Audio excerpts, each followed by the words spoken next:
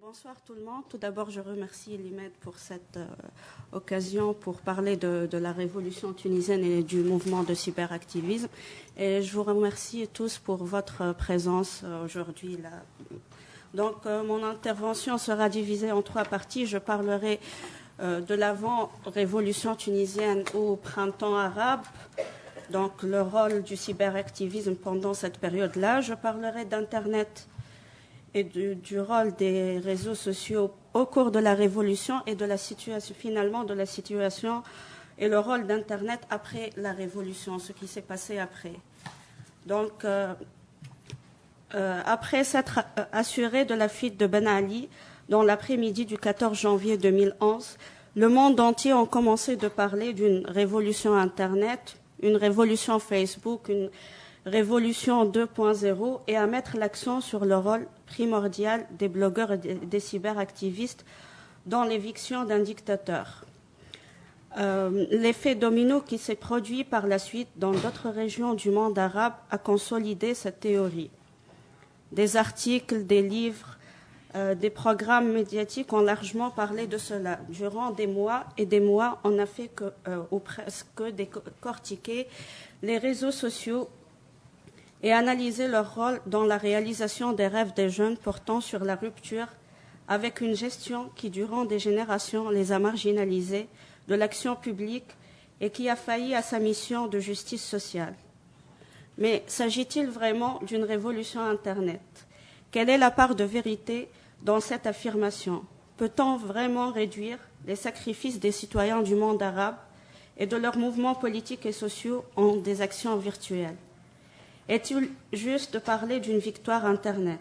Suffit-il de bien communiquer pour renverser un régime dictatorial? Quel est le rôle des réseaux sociaux et d'Internet 4 années après le début du dit printemps arabe? Donc, durant de longues années, les Tunisiens ont vécu sous une chape de plomb autoritaire qui a brimé leurs aspirations.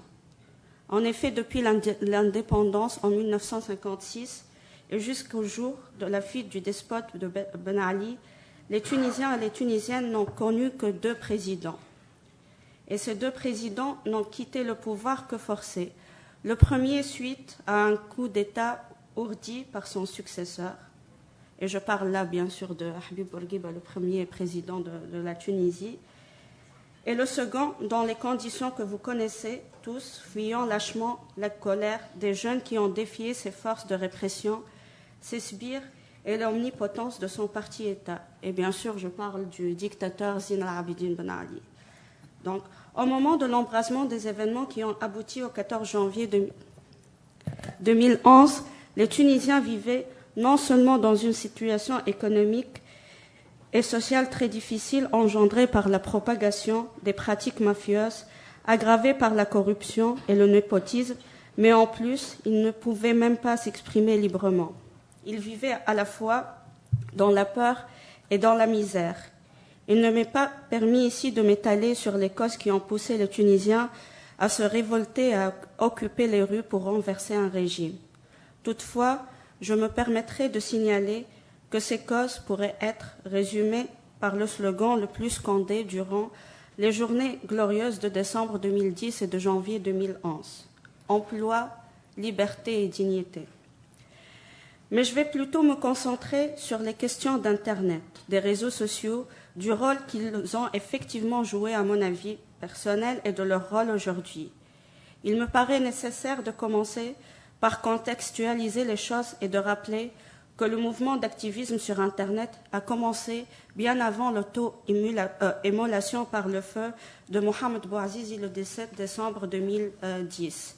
L'événement qui est généralement considéré comme la première étincelle du dit printemps arabe. En effet, la bataille sur la toile pour la liberté d'expression, les libertés et la dignité avaient déjà bien commencé des années avant cette date. En effet, dans un paysage médiatique caractérisé par sa pauvreté et dominé par les ténors du régime dictatorial, les blogs et les réseaux sociaux ont notamment joué 2 rôles très importants. Ils sont petit à petit devenus la source la plus sûre et la mieux alimentée d'informations et un outil de mobilisation incontournable et efficace. Le régime dictatorial a certainement sous-estimé ce que ces nouveaux outils pouvaient apporter aux jeunes Tunisiens pour braver la censure, la compromission de la grande majorité de ses élites et le silence honteux de l'Occident. Quand le régime de Ben Ali œuvrait pour museler et faire taire les Tunisiens, des jeunes l'ont défié en utilisant ces nouveaux outils pour briser le mur de silence et faire connaître la réalité des choses. Bien avant le 17 décembre 2010, différentes campagnes virtuelles ont été menées et ont profondément embarrassé le régime autocrate. Je n'en citerai que certaines. Celles menées pour la liberté d'expression ou pour le soutien de prisonniers d'opinion ou encore pour le soutien de certains Tunisiens qui ont choisi d'enfreindre la loi du silence et qui se sont révoltés bien avant décembre 2010. Et je parle bien des habitants du bassin minier et de leur mouvement social entamé en 2008. Cependant, je considère que le tournant a vraiment eu lieu avec la manifestation contre la censure du 22 mai 2010.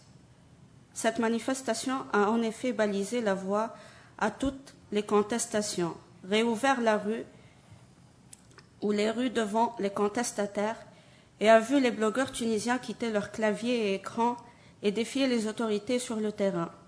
Je parle d'un tournant car les blogueurs et cyberactivistes sont passés à une autre forme d'action, l'action réelle sur le terrain. Ils ont ainsi réussi à mobiliser les gens pour descendre dans la rue en ayant recours à l'humour et à des moyens d'action pacifiques.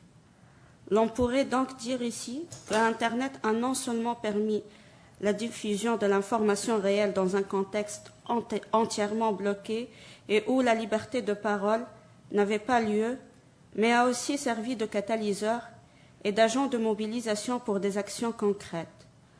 L'on pourrait même affirmer que le champ virtuel et le terrain réel sont devenus là un. Et maintenant, je passe à la deuxième partie. Je parle bien du rôle d'Internet au cours de la Révolution. Lorsque Mohamed Bouazizi s'est auto-immolé par le feu, les cyberactivistes et blogueurs ont directement eu recours à Internet et à leur connaissance des nouvelles technologies pour faire connaître largement la réalité des choses, mais aussi pour agir et appeler leurs concitoyens à agir. Ils ont réussi à montrer que les jeunes Tunisiens pouvaient défier le pouvoir en offrant leur poitrine nue et leur corps frêle aux matraques et aux balles des forces de répression, en inhalant les gaz, en investissant les places publiques et en créant un mouvement d'Internet à la maîtrise de l'outil informatique et des technologies nouvelles de communication qui leur ont permis de passer entre les filets de la chape de plomb qui a maintenu notre pays muselé des décennies durant. Alors que les chaînes de télévision, stations radio et journaux locaux continuaient à diffuser la propagande mensongère du régime et œuvraient à leurrer le monde, les cyberactivistes et blogueurs étaient en train de lutter pour contourner la censure, diffuser les vraies informations et mobiliser les gens et organiser des événements largement partagés sur Twitter et Facebook. Certains d'entre les blogueurs se sont même disséminés sur le terrain pour couvrir les événements en direct et montrer au monde entier la gravité de la situation en Tunisie. À ce point, il me plaît de m'arrêter pour souligner que c'est grâce aux femmes et aux hommes, jeunes et moins jeunes, qui ont bravé la peur et osé affronter la répression et la violence sauvage du régime et qui sont sortis dans la rue que les choses ont changé. La présence sur terrain de centaines de milliers de Tunisiens a fait vaciller le régime. Plus de 300 martyrs, femmes et hommes se sont sacrifiés pour se débarrasser du dictateur en agissant dans le monde réel et non pas derrière un écran. Oui, les cyberactivistes ont bien contribué à l'embrasement des événements, mais ce sont les centaines de milliers de manifestants et les différents corps sociaux qui les ont soutenus qui ont fait la différence et qui ont fait aboutir le mouvement. Et quand je parle de corps sociaux, je mentionnerai par exemple l'Union des travailleurs tunisiens qui a encadré certaines des manifestations et qui a permis l'organisation de certaines actions sur terrain. Donc, et l'on pourrait souligner ici qu'Internet et les réseaux sociaux ont remplacé les médias classiques sur le plan national et ont réussi à faire bouger certains médias étrangers qui ont fini par prendre le relais et, faute de pouvoir avoir des correspondants sur place, ils ont puisé leurs informations auprès des blogueurs et autres cyberactivistes. Le conflit tant évoqué entre médias classiques et la toile a laissé donc la place, dans ce cas, à une collaboration prouvée. Ce qui m'amène à penser que la toile, en se ralliant les médias classiques, a rendu encore plus facile de mobiliser les citoyens qui ont pris les choses en main petit à petit et qui ont peu à peu étendu le mouvement à diverses régions et villes du pays. Et je passerai là au rôle d'Internet après la Révolution. Suite à la fuite de Ben Ali le 14 janvier 2011, et comme je l'ai déjà mentionné au début, beaucoup de gens, des spécialistes et d'experts dans le monde entier, se sont penchés sur le rôle d'Internet dans la révolution tunisienne et dans le déclenchement de mouvements révolutionnaires dans d'autres pays arabes et non arabes. Nous nous souvenons tous sûrement de mouvements comme les Indignés en Espagne et Occupy Wall Street aux États-Unis.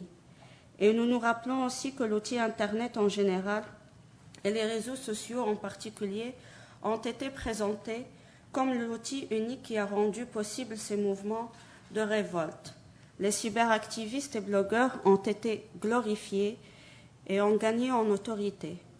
Cette glorification d'Internet et de ses différents acteurs et cette illusion de puissance infinie que cet outil a revêtue ont poussé la majorité des partis politiques à vouloir exploiter la toile et ses réseaux pour conforter leur place dans un pays qui devait passer par une phase de transition démocratique.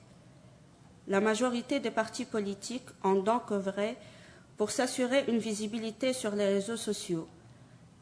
Certains ont recruté des jeunes et les ont payés non seulement pour propager leur propagande politique sur Internet, mais aussi, et malheureusement, pour discréditer et diffamer leurs adversaires, y compris en recourant à la propagation de rumeurs et de campagnes de dénigrement malhonnêtes.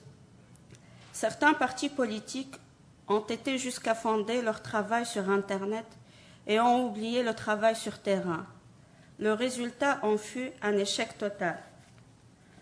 Le paysage de cyberactivisme en Tunisie a donc largement changé après l'effondrement de la dictature. De cyberactivistes engagés volontairement et bénévolement pour la cause du pays et pour la lutte pour les libertés, certains blogueurs et activistes se sont transformés en laquais, utilisant leur expérience pour servir des partis politiques. Des guerres entre différents partis politiques, des guerres idéologiques mais aussi politiques ont ainsi envahi la toile.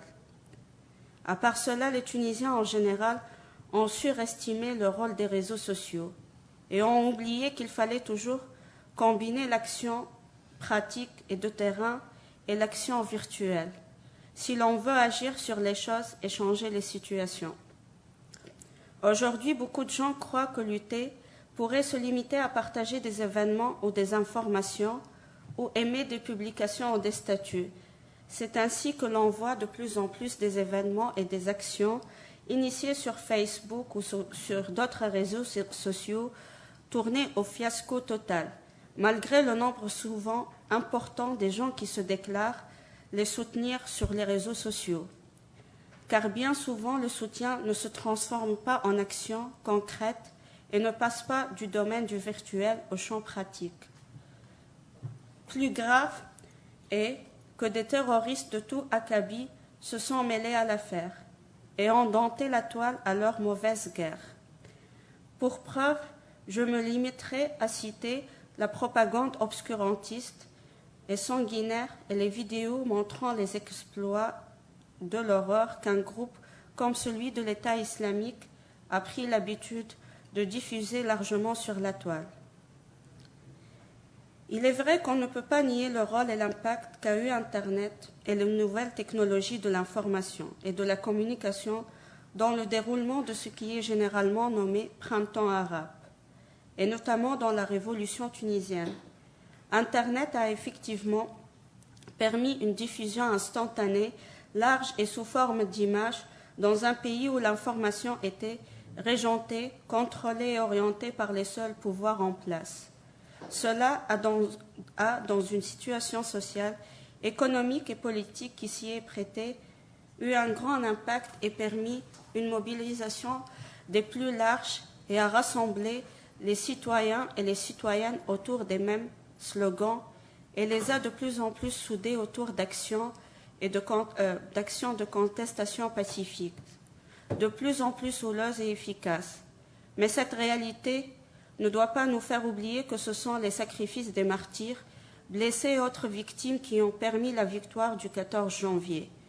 Mais comme la toile et les réseaux sociaux ont démontré leur efficacité en tant qu'outil de communication très difficilement contrôlable par les pouvoirs et en tant que moyen de mobilisation et de coordination à large échelle et ont ainsi contribué au déclenchement de différentes révolutions, ils ont aussi prouvé qu'ils peuvent aussi être exploités par n'importe qui et devenir un moyen au service de l'horreur. Surtout que la toile et les réseaux sociaux et le cyberactivisme sont pratiquement restés jusqu'à présent un domaine non soumis à une éthique bien claire ou à des conventions régentant leur exploitation. Et je m'arrête là et j'attends vos questions. On ouvre le débat.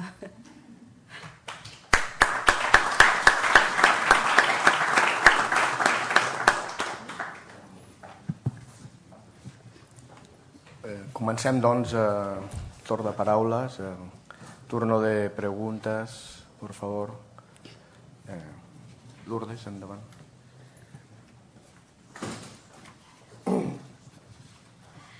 Merci beaucoup de votre exposition. Je voudrais vous demander, quelle est la valoration, votre opinion concernant l'état, la situation du champ médiatique en Tunisie? Comment les médias traditionnels est-ce qu'ils ont changé? Est-ce que le champ de liberté s'est élargi après la chute de l'ancien régime? D'accord. Oui, on est passé par différentes étapes quand il s'agit des médias traditionnels. C'est vrai que suite au départ de Ben Ali, on a eu, je dirais, quelques mois ou peut-être une année, voire un peu plus de la libération des médias traditionnels en Tunisie. Donc, on a senti que ces médias parlaient pour les Tunisiens à un certain moment et reflétaient leurs aspirations. Mais malheureusement, cela n'a pas duré. À un certain moment, et avec les élections, les guerres entre différents partis politiques, cette situation a changé. C'est vrai qu'on a vu la naissance de nouveaux médias en Tunisie après le départ de Ben Ali, donc de nouvelles chaînes de télévision, de nouvelles stations radio, journaux, magazines et tout ça. Mais malheureusement, ces médias ont été manipulés par des lobbies, par des hommes d'affaires, par des partis politiques. Donc, par exemple, comme citoyenne tunisienne, aujourd'hui, je ne vois pas un seul média qui est vraiment un média indépendant, qui est un média public qui travaille pour le peuple tunisien, qui reflète ses aspirations. La situation s'est dégradée. Et puis, il y a un nouveau problème. C'est vrai qu'on a eu cette marge de liberté d'expression, de liberté de journalisme, de presse, mais il y a eu toujours des atteintes à cette liberté. Donc, il y a eu toujours des arrestations et des procès contre des journalistes citoyens, contre des blogueurs et voire même contre des chanteurs de rap et des artistes. Donc, ils ont fait de la prison à cause de leurs opinions, à cause de leur art. Et ça continue aujourd'hui. Donc, même aujourd'hui, il y a plein de procès contre des journalistes. D'ailleurs, aujourd'hui, il y a eu un procès contre un journaliste. Je ne sais pas ce qui s'est passé, mais il est emprisonné depuis plus d'une semaine.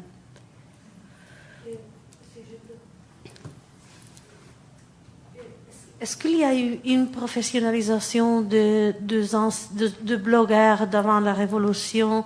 Est-ce qu'il y a eu un passage des anciens activistes, cyberactivistes, aux médias professionnels? Oui, il y a eu beaucoup de passages des blogueurs, des cyberactivistes, du monde du cyberactivisme, du blogging aux médias traditionnels. D'ailleurs, moi-même, j'ai fait cette expérience. J'ai travaillé pour des radios, j'ai travaillé pour une chaîne de télévision privée, mais bon, j'ai fini par quitter, par démissionner à cause des raisons que j'ai déjà mentionnées. Il n'y a pas cette indépendance, cette objectivité, donc je tiens à être libre. Mais il y a des blogueurs qui travaillent toujours dans des stations radio, surtout, et à la télé. Bon, en ce qui concerne le journalisme écrit, on le fait tous. D'ailleurs, je continue à écrire, que ce soit en Tunisie ou en dehors de la Tunisie, et beaucoup de blogueurs le font. Mais oui, j'ajouterais quelque chose. Il y a eu un grand conflit entre les journalistes et les cyberactivistes. J'ai subi ça à un certain moment. J'ai été nommée comme membre de l'instance indépendante pour la réforme de l'information et des médias en Tunisie, mais j'ai fini par démissionner pour plusieurs raisons. Tout d'abord, les journalistes, et ce sont les mêmes journalistes qui étaient loyaux au régime de Ben Ali, ont refusé ma présence. Ils ont dit que je n'avais rien à voir avec le journalisme, que j'étais étrangère à ce métier-là, que je ne devais pas participer dans la réforme des médias, alors que je m'occupais justement du journalisme électronique et du cyberactivisme, des blogs. Et puis parce que j'ai senti qu'il n'y avait pas d'une volonté politique pour vraiment faire la réforme des médias. Je faisais du travail, mais aucun compte rendu, aucune réponse.